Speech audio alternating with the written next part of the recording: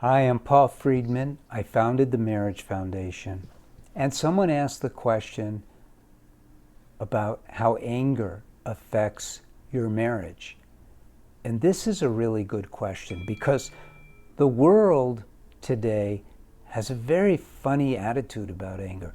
The world, meaning the mainstream people, the psychologists, the therapists, they think that anger is a natural thing and you should respect it, but you should learn how to manage it.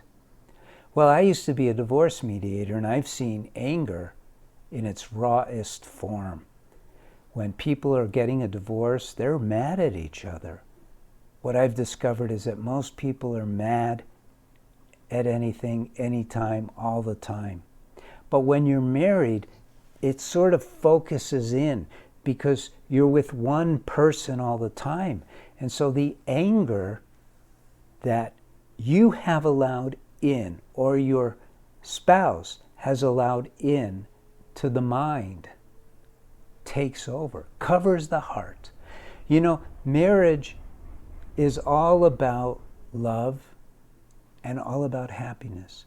We get married in order to experience happiness, ever increasing and ever expanding love. That's why we get married in the first place. But what happens is we allow things like anger, jealousy, discouragement, suspicion to come into our own mind. And when we do, they're not of us. They're external force. And it comes into the mind and it closes the heart. The one part of you, the heart, that should be on the front burner. You're a soul. You have a body and you have a mind. But you're supposed to master your mind. So when anger comes in, you're supposed to kick it out. You're not supposed to manage anger. You're supposed to eliminate it from your consciousness altogether. This is the key. This is how you do it. So if your marriage, sum it up. If your marriage is all about love and happiness and anger comes in, you can't feel those two things, you tell me. What does anger do to your marriage? It undermines it.